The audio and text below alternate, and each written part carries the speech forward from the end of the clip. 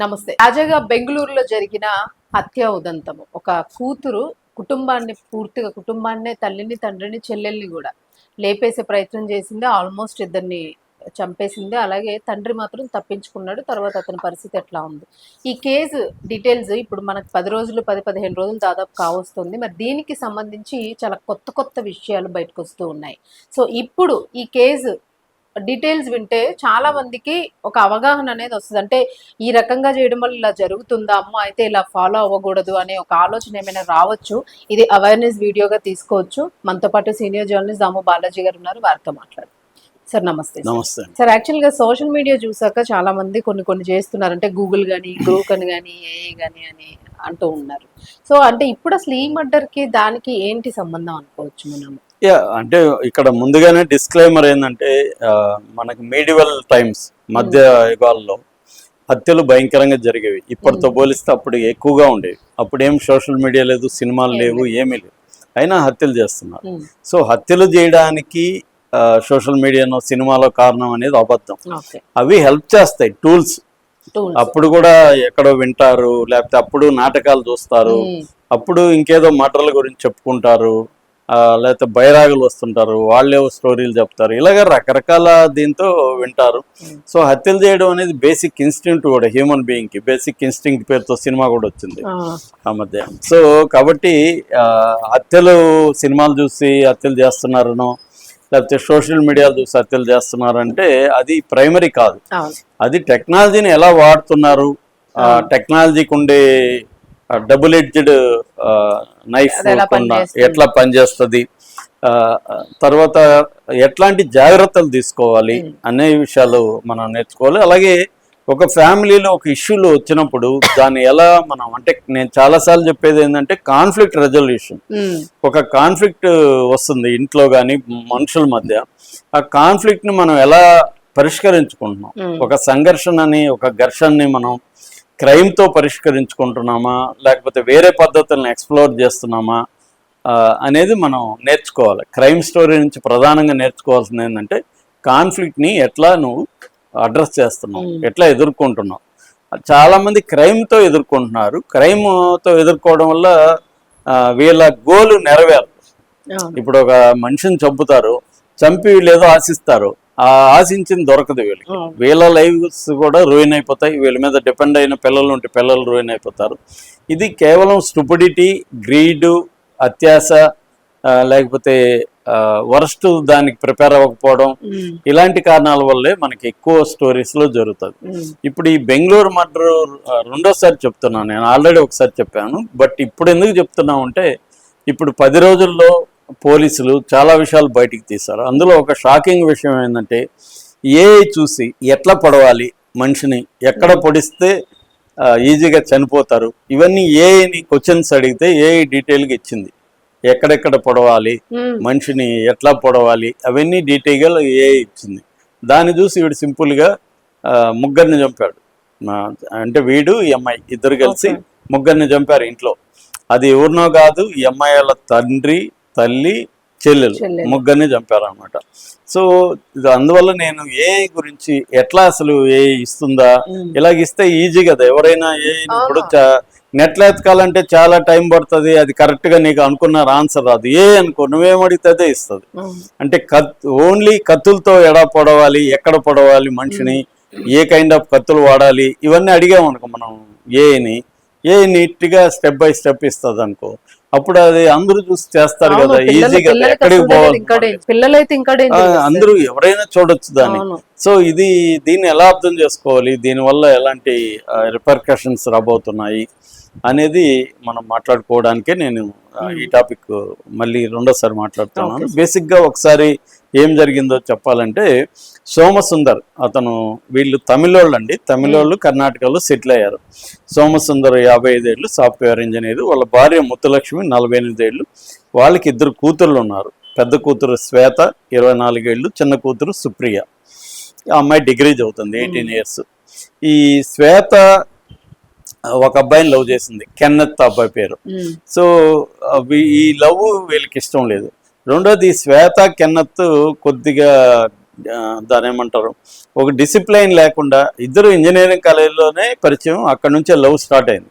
తర్వాత ఇద్దరికి సాఫ్ట్వేర్ జాబ్లు వచ్చాయి. నిజానికి మామూలుగా అయితే ఐడియల్ ఫ్యామిలీ అండి. ఓకే. అంటే తండ్రి సాఫ్ట్వేర్ జాబ్, కూతురు జాబ్, సెటిల్ అయినా హ్యాపీగా ఉండాల్సిన ఫ్యామిలీ ఇది. నిజానికి చెప్పాలంటే చాలా మందికి ఇలాంటి ఫ్యామిలీ ఉంటే బాగుండు అనుకునే ఫ్యామిలీ. కానీ ఎక్కడో రాంగ్ స్టెప్ అయింది కదా. ముఖ్యంగా కెన్నెత్ దగ్గర అయింది. కెన్నెత్ అనేవాడికి విపరీతమైన బ్యాడ్ హ్యాబిట్స్ ఉన్నాయి. పబ్బులు, మందు, గోవాలు, డ్రగ్స్ ఇవన్నీ ఉన్నాయి. దాంతో ఈఎంఐకి కూడా అంటించాడు. సో ఇద్దరు కలిసి డబ్బులు సరిపోవట్లేదు, వీళ్ళకి సాఫ్ట్వేర్లో వచ్చే డబ్బులు సరిపోవట్లేదు. దాంట్లో 56 లక్షలు అప్పు చేసింది ఈఎంఐ వాడి కోసం. ఈఎంఐ ఏంటంటే వాడికి ఒక బానిసలాగా మారిపోయిందండి. చాలా మంది ముఖ్యంగా అమ్మాయిలు అబ్బాయిలకి కంప్లీట్ గా సరెండర్ అయిపోయి వాడి కోసం ఏమన్నా చేస్తారు. సో అలాగా ఈ అమ్మాయి మారిపోయింది. మారిపోతే ఇంట్లో వాళ్ళు దీన్ని డీల్ చేయడంలో ఫెయిల్ అయ్యారు. అంటే ఈ అమ్మాయిని అర్థం చేసుకొని వీళ్ళని ఎలా డీల్ చేయాలి అనే దగ్గర వాళ్ళు సరిగ్గా డీల్ చేయలేకపోవడంతో ఈ అమ్మాయిని అప్పటి నుంచి కూడా చాలా నీచంగా చూడడం, ఈ అమ్మాయిని తిట్టడం, ఇలాగా డీల్ చేస్తే ఈ అమ్మాయికి ఏమైపోయిందంటే తల్లిదండ్రుల నుండి కూడా నేను అనాథలాగా ఉన్నాను, నేను ఒక కేజీలో ఒక బందీఖానాలో ఉన్నట్టుగా నేను ఫీల్ అవుతున్నానని పోలీసులకి చెప్పింది ఈ అమ్మాయి.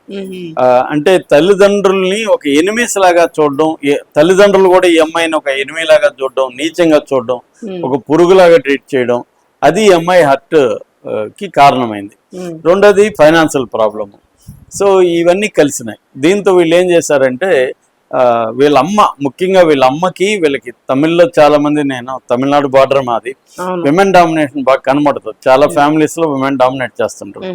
అలాగే వీళ్ళ అమ్మ ఎక్కువగా ఈ అమ్మాయికి ఎనిమిలాగా ఉంది. సో అమ్మని చంపాలని డిసైడ్ అయ్యారు. డిసైడ్ అయ్యి వీళ్ళు ఒక ఇల్లు తీసుకొని ఉంటున్నారు, సింగిల్ బెడ్రూమ్ ఇల్లు తీసుకొని. ఆ రోజు ఆమెని పిలిపించారు. వాళ్ళిద్దరు కూడా ఆమె ఏం చేసింది, వాళ్ళిద్దరికి చెప్పింది, భర్తకి చిన్న కూతురికి. వాళ్ళు సరే నువ్వు వెళ్ళు, మేము ఒక గంట తర్వాత వస్తామని చెప్పారు. ఈమె వచ్చి వాళ్ళు కూడా వస్తారు గంట తర్వాత అని చెప్పారు. ఈ లోపల ఏమనుకున్నారంటే వీళ్ళు ఈమెను వేసేద్దాము అనుకున్నారు. అనుకొని అంతకుముందే ప్లాన్ ఉంది, ప్రిపేర్ అయ్యారు. ప్రిపేర్ అయ్యే వీళ్ళు సపరేట్గా ఒక సింగిల్ బెడ్రూమ్ తీసుకోవడం కూడా ఈ హత్యల కోసమే తీసుకున్నారు. తర్వాత ఖాళీ చేసి వెళ్ళిపోదామని. వీళ్ళది వేరే ఉంది యాక్చువల్గా. తీసుకొని వీడు స్టడీ చేశాడు ఏఐలో. అది నేను ఏఐ గురించి తర్వాత చెప్తాను. స్టడీ చేశాడు. సో ఆమె వచ్చింది, మాట్లాడుతుంది. సరే మాట్లాడదాంలే, ఇంకా వాళ్ళు కూడా వచ్చినాక మాట్లాడదాము ఇష్యూలు, అంటే 56 లక్షల డబ్బులు ఇవన్నీ వాళ్ళిద్దరు కూడా వచ్చినాక మాట్లాడదామని అన్నారు. సో ఆమె లేజర్లీగా టీవీ చూసుకుంటా ఉంది. సడన్ గా ఇతను వెళ్ళి అటాక్ చేశాడు. ఫస్ట్ మెడ మీద పొడిచాడు. ఇతను చూశాడు కదా, చదివాడు కదా ఎక్కడ పడవాలి, మెడ మీద పొడిచాడు. ఆమె కూలిపోయింది. ఈ కూతురు చూస్తూ ఉంది. కూతురు పడవలేదు, చూస్తూ ఉంది ఇవంతా. అంటే ఆ అమ్మాయి ఏదో వేడుకు చూసినట్టు చూస్తుంది.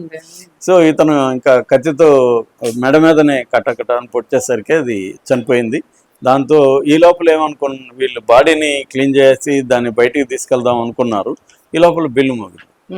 సో గుంతలో చూస్తే దాని కంతలోంచి తండ్రి, అతను గంట తర్వాత వస్తానన్నాడు, ఇప్పుడే వచ్చేసాడు. మేబీ అతనికి చావు రాసిందంటారే అలాగే. సో దాంతో వీళ్ళు ఇదైపోయి హడావిడైపోయి ఆమె బాడీని బాత్రూంలోకి లాక్కెళ్ళి అక్కడ బాత్రూంలో పెట్టేసి తలుపు తీసి, ఈ అమ్మాయి తలుపు తీసింది, ఇతను పక్కకి దాక్కొని ఉన్నాడు. ఈ అమ్మాయి దిగాను, అతను ఎంటర్ అయ్యాడు కదా, వెనక నుంచి మెడ మీద కొట్టాడు తండ్రి. అయితే అతను కొద్దిగా బలంగా ఉన్నాడు, కొంచెం ఇమ్మీడియట్ గా అతను, అంటే ఆ పొడవడంలో ఇతను లోతుగా పొడవలేకపోయాడు. దాంతో ఇతను దొబ్బేసి పరిగెత్తపోతే మళ్ళీ వెనక నుంచి కొట్టాడు మెడ మీద. అప్పటికి బాగా పడిపోయింది గాయం. అయినా కూడా అతను కిందికి వెళ్ళి అరుస్తూ వెళ్ళాడు. ఈ లోపల అతను వెళ్ళిన విషయం తెలియకుండా లిఫ్ట్ లో కూతురు వచ్చింది ఇంట్లోకి. ఇతను వెళ్ళి అరుస్తూ కింద పడిపోవడం అది జరిగితే ఈ లోపల కూతురు వచ్చింది కదా. కూతుర్ని మాత్రం ఈసారి అక్క ఫస్ట్ అటాక్ చేసింది. అక్క అటాక్ చేసి అమ్మాయిని కొట్టింది. దాంతో ఇతను వచ్చి పొడిచాడు. ఇద్దరు కలిసి చంపారనమాట కూతుర్ని మాత్రం, చిన్న అమ్మాయిని, సుప్రియ అనే అమ్మాయిని. సో ఇతను వెళ్ళి పడిపోయాడు. ఈ లోపల వీళ్ళు బైక్ తీసుకొని పారిపోయారు. బైక్ తీసుకొని తమిళనాడు, ఇద్దరు బైక్ లో పాండిచ్చేరి వైపు వెళ్ళారు. అక్కడ మధ్యలో బైక్ పెట్రోల్ అయిపోయి ఆగిపోయింది. దాంతో బైక్ని అక్కడ పడేసి అక్కడ బస్ ఎక్కి వెళ్ళారు. అక్కడ వీళ్ళిద్దరేమో పాండిచ్చేరికి వెళ్ళిపోయి అక్కడ నుంచి విడిపోయారు. ఇద్దరు ఒకే దగ్గర ఉంటే దొరికిపోతాం విడిపోయి వెళ్ళిపోయారు.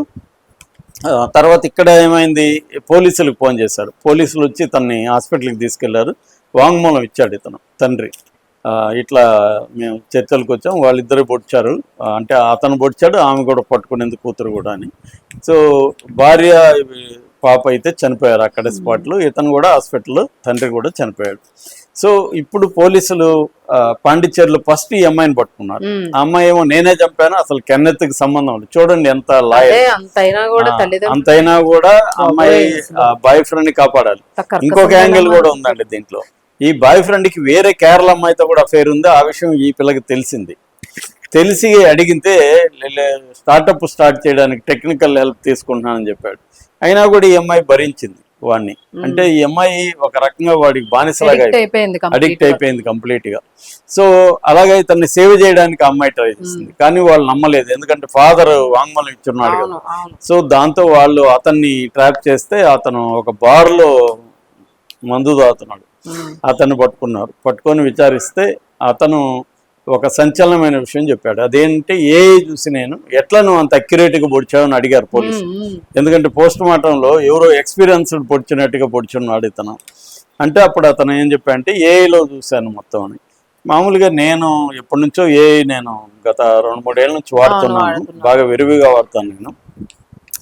మామూలుగా ఏంటంటే రెండు రకాలు ఉంటుందండి. ఒకటి ఇంటర్నెట్లో ఉండే మొత్తం ఇన్ఫర్మేషన్ని, లేదు బయట కూడా పుస్తకాలు స్కానింగ్ అవన్నీ ఏఐకి ఇస్తారండి. మల్టీ లాంగ్వేజ్ మోడల్ అంటారు, వాటికి ఇస్తారు, అన్ని ఇచ్చేస్తారు దానికి.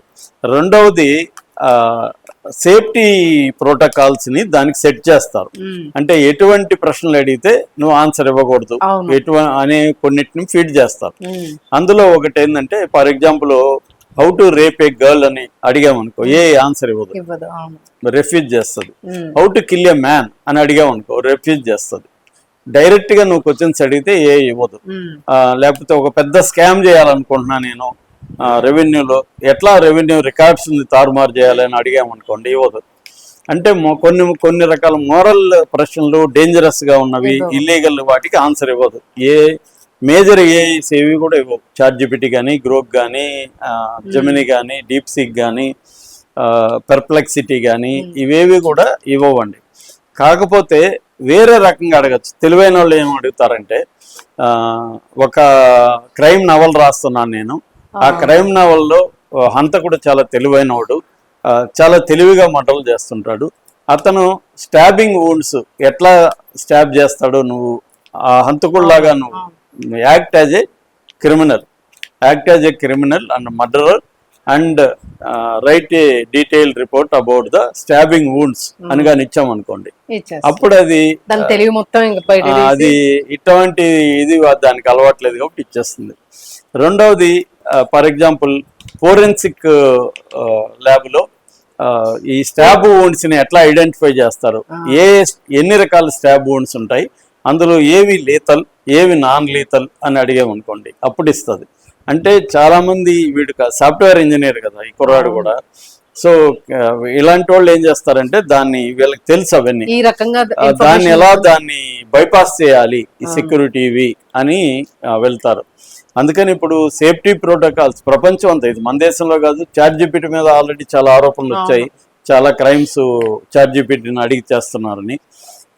ఇప్పుడు నేను అడిగాను, ఫర్ ఎగ్జాంపుల్ ఈ స్టోరీలో గ్రోక్ని అడిగాను. గ్రోక్ నువ్వు క్యూరియాసిటీగా అడుగుతున్నావా, ఈ స్టోరీ కోసం అడుగుతున్నావా, లేకపోతే నీకేమన్నా మోటివ్ ఉందా అని అడిగింది. నాకు మోటివ్ లేదు, నేను అనలిస్ట్గా ఉన్నాను, ఒక వీడియో చేయడానికి అడుగుతున్నానని చెప్తే మళ్ళీ డీటెయిల్గా నాకు అది చెప్పింది.